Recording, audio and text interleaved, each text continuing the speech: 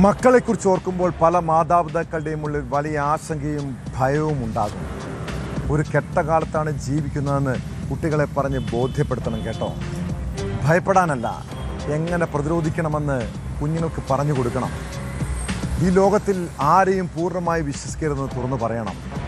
കുട്ടികളെ ലൈംഗികമായി ആക്രമിക്കുന്നവർ അവർക്ക് ചുറ്റുമുള്ളവരാകാം, പ്രിയപ്പെട്ടവരെന്ന് നടിക്കുന്നവരാകാം. കാസർഗോഡ് വീട്ടിൽ ഉറങ്ങിക്കിടക്കുകയായിരുന്ന 16-കാരിയെ ലൈംഗികമായി ചൂഷണം ചെയ്തത് അമ്മയുടെ കൂട്ടുകാരിയാണ്. ആ കൂട്ടുകാരിയുടെ പേര് പറഞ്ഞാൽ ഒരുപക്ഷെ നിങ്ങൾക്ക് ഓർമ്മ വരും.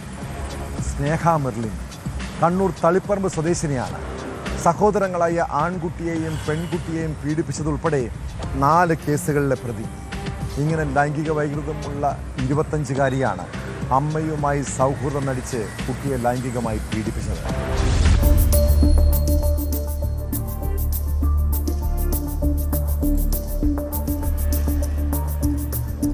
വീട്ടിൽ ഉറങ്ങിക്കിടക്കുകയായിരുന്ന 16-കാരിയെ പീഡിപ്പിച്ചു എന്ന പരാതിയിൽ 25-കാരിക്കെതിരെ മേൽപ്പറമ്പ് പോലീസ് പോക്സോ വകുപ്പ് പ്രകാരം കേസെടുത്തു. മേൽപ്പറമ്പ് പോലീസ് സ്റ്റേഷൻ പരിധിയിൽ താമസക്കാരിയായ പെൺകുട്ടിയുടെ പരാതി പ്രകാരം തളിപ്പറമ്പ് പുളിപ്പറമ്പ് സ്വദേശി സ്നേഹ മെർലിനെതിരെയാണ് കേസ്. പ്രതിക്കെതിരെ തളിപ്പറമ്പ് പോലീസ് സ്റ്റേഷനിൽ 3 പോക്സോ കേസുകളുള്ളതായി പോലീസ് പറഞ്ഞു.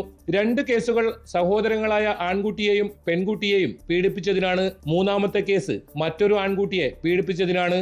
മേൽപ്പറമ്പ് പോലീസ് സ്റ്റേഷൻ പരിധിയിൽ താമസക്കാരിയായ പെൺകുട്ടിയുടെ മാതാവിന്റെ സുഹൃത്താണ് സ്നേഹ മെർലിൻ. പ്രതി ഒരു ദിവസം വീട്ടിലെത്തിയപ്പോൾ പെൺകുട്ടിയെ പീഡിപ്പിച്ചു എന്നാണ് കേസ്.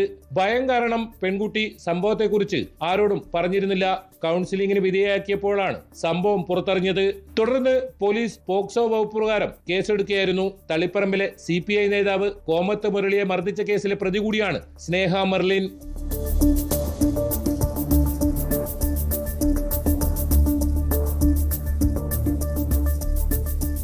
ന്യൂസ് 18 കാസർഗോഡ്.